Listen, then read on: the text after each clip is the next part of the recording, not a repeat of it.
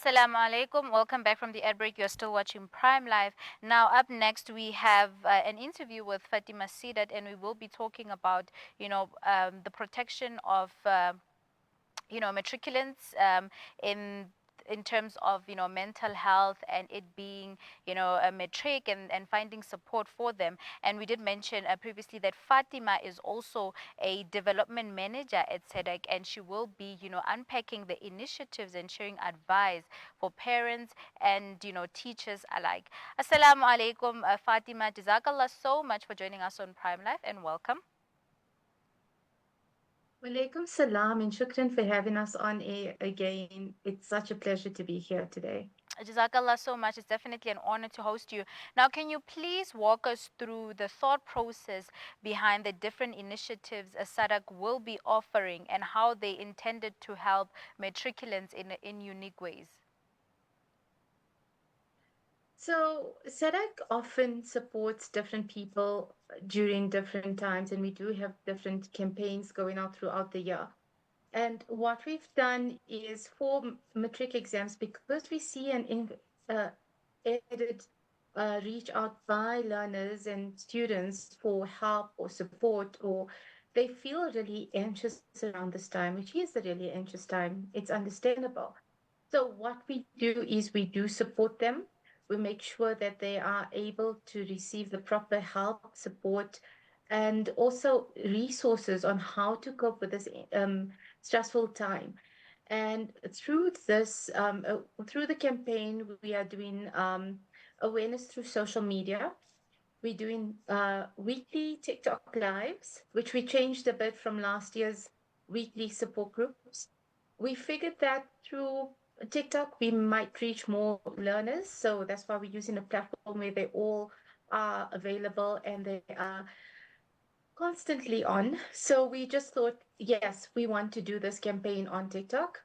And we have a whole toolkit on our website as well, where you can get helpful hints from psychologists, from counselors, and from just fellow students, just to help you through this time. That's beautiful, mashallah. Now, I want us to talk a little bit more about this, TikTok Thursday live sessions because it's a very innovative way to keep, young people on education or learning through TikTok because that's where most of them are on social media. Can you tell us exactly what you're offering matriculants through these sessions and, how matriculants or people in matric can access them? Definitely. So, what we try when we looked at all the different platforms, we realized that most of the youth are busy on TikTok. And where else would we reach out to them and have more, access to them on? So what we've done is we've placed a weekly Ask TikTok live where we have question and answer sessions. We're also bringing in a lot of guest speakers. So there'll be times when we have a professional answer questions that we see prominent in our call center that will help the learners maybe cope better plan themselves, learn strategies on how to deal with anxiety as well. Mm. Can you maybe just highlight a little bit more on how SEDEC also, shows support, guidance, and advice to students who are, or who are having pre-existing mental health issues, and and for parents who are concerned about their child's mental well-being during exams, how can they be able to know and access these platforms so that their children can be mentally supported even during this difficult time? So SEDEC's all about accessibility, right? Yes. So we have a 24-hour helpline service where you can call at any time and there'll be a counselor to support you through whatever you're going through. With people that have a pre-existing condition, it does become a bit tricky because yes, the added stress does trigger different feelings and emotions. So what we're doing is we have all our toolkits available for you on our website, but at the same time, we have the call center where you can call and speak to a counselor. There's a WhatsApp chat line which is open from 8 a.m. to 5 p.m. every single day. If you out to us on all the different social media platforms, someone will be there to assist you as well. In addition to all of that, we believe that education is key to anything that you have. So the more you learn about your mental illness, the better you are able to then maintain your well-being. So what we do is we have a lot of information, a lot of videos. We have our other platforms where we do share other videos. So through all that, we are able to support you in some way or the other. And if you still need added support, call us, speak to us. We are there to help you. Mm. And I just wanted to ask, does SADAG only offer this kind of support only to matriculants, or is it also accessible to, anyone that is in education and studying? Because I believe things like mental health issues, or any kind of mental illnesses can also start from a very young age. And if they're not taught from a very young age, it might be very difficult for them to know how to handle it later. So does SADAG offer those services? I absolutely love the question that you asked. And, mental health does not have any, it does not discriminate. So there's no any specific age or gender or race that will stop you from getting some sort of mental illness. What we do is we provide support wherever support is needed. We also run support groups for loved ones that are caring for their younger kids or for their children or students. We also started not a campaign, but a project with different universities because we've seen the need that university students need for support. And we now have dedicated helplines for most of those universities that have been part of our project. So there is a lot, and there's a broad spectrum of services that we have.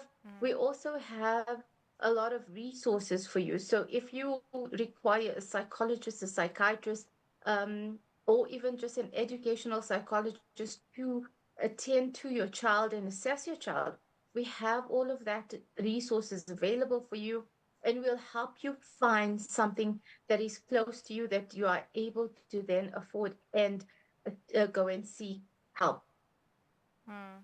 Mashallah, that's really, really good. And we do know that one of the most unique aspects of SEDEX Matric Support Toolkit is the downloadable brochures and also the Matric Convo videos. Can you maybe share more about these resources and how they can help students navigate the exam season and also prepare them for life after Matric? Yeah, so yeah, it is a very daunting time for matriculants because it's time when you are moving over to a new environment and stuff. So we are very mindful of that.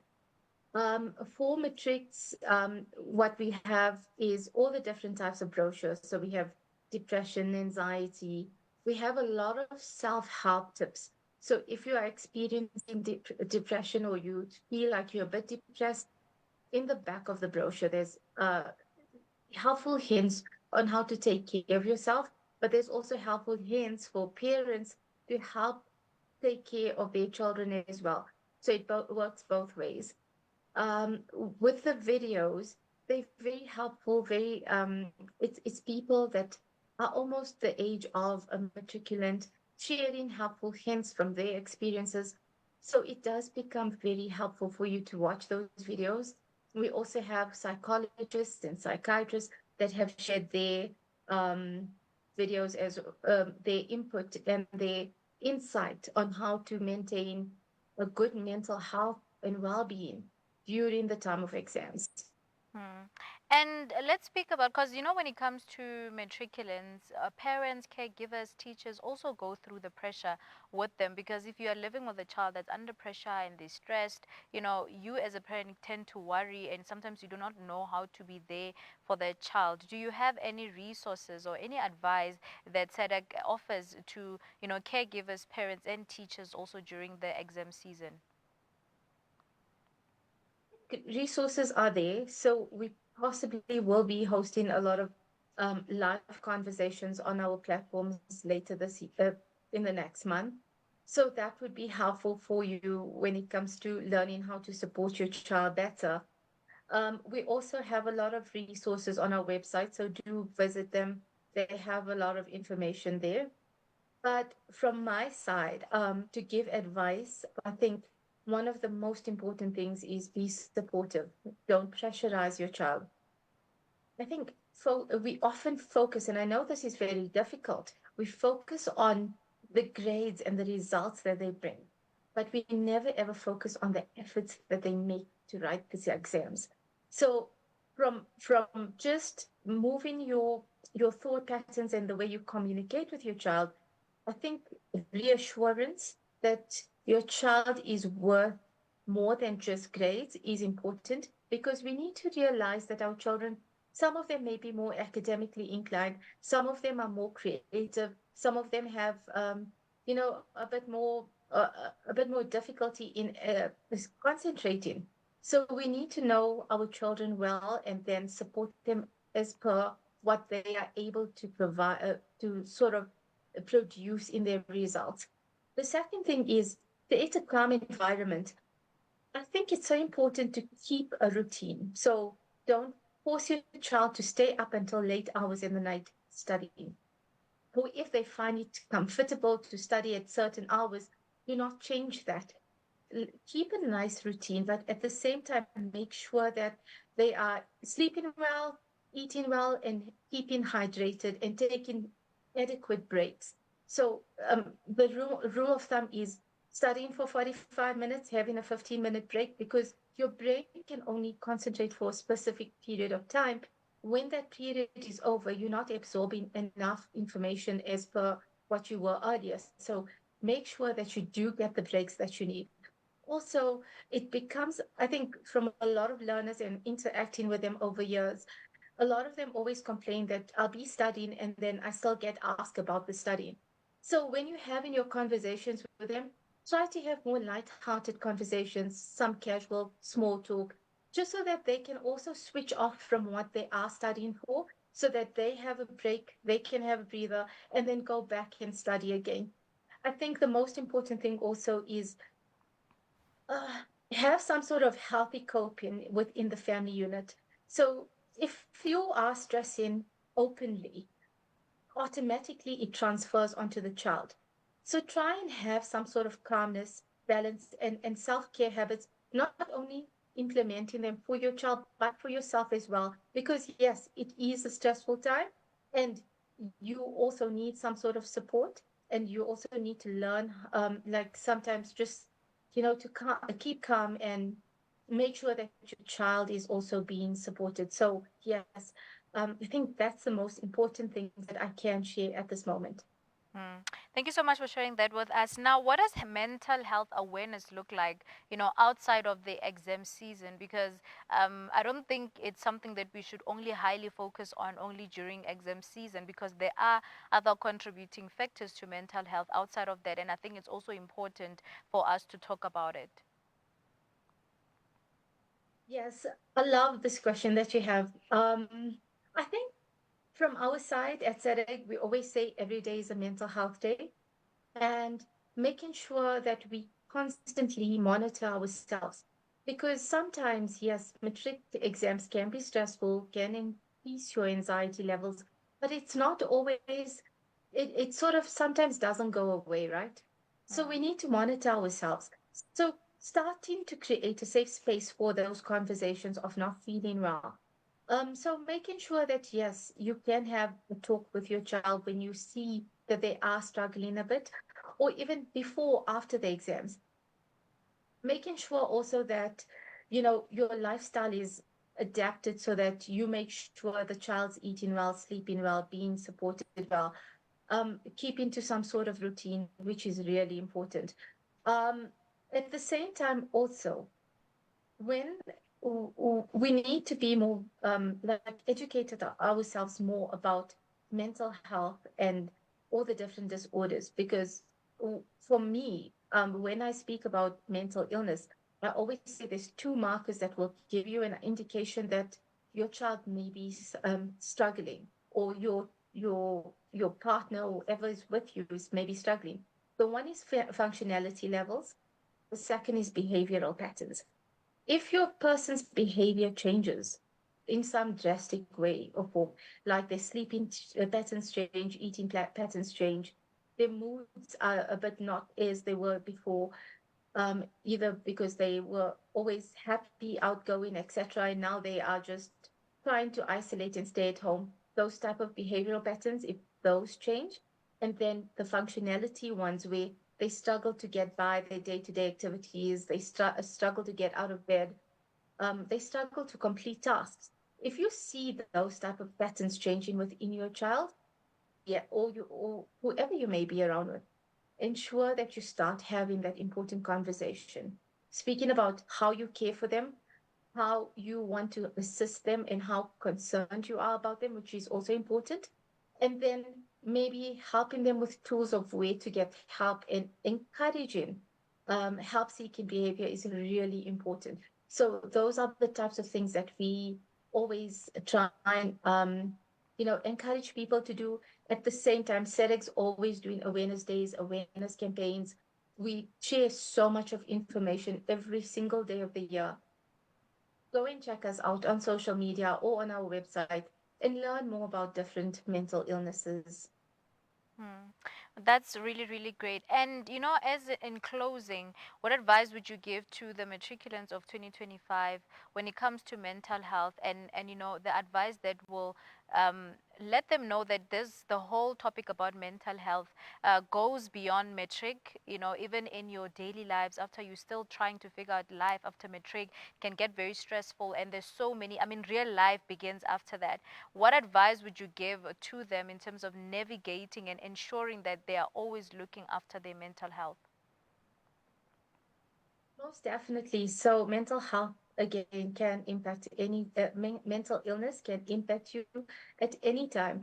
And again, I think I didn't share a stat like three in one people will experience a mental illness at some point or mental health condition at some point of their lifetime. And that's a huge amount of people. So what we need to do is learn some sort of coping strategies, some sort of ways and mechanisms to ensure that we keep our mental health in check. When we look at that, specifically for matriculants, I think the first thing is redefining what success is. For every person, success may be different. Some may be good grades, some may be, um, getting good jobs, etc., etc. But also remember that success also means peace of mind, being happy, having meaningful relationships with people, living a life that's aligned to your values and not comparing it to other people. So that's the first thing. The second thing is building a support system that's good for you. So we often always say that if you have a good support system, you are able to manage your mental health and well-being better than when you are by yourselves. So knowing when you have some sort of issue and you just need to lean on someone or get support from someone, reach out and get the help, that support system is important. Also, remembering to live a well balanced life. So, taking rest, making sure that you are exercising well, that you are eating healthy, that you are productive, and you are achieving whatever you need to set out for yourself for the day, and you getting through to all those goals. Those are all important things. Also, the last thing I'd like to say to matriculants, don't fear changing directions. If you feel uncomfortable or you feel like this career is not for you, switch that course. Often growth comes from redirection and learning from mistakes. So learn as much every single day is a learning curve. Learn every single day something new. Hmm. I mean, Fatima, Jazakallah so much for joining us and just for giving us insight on exactly what it takes to be a part of the SEDEC, what do you call this?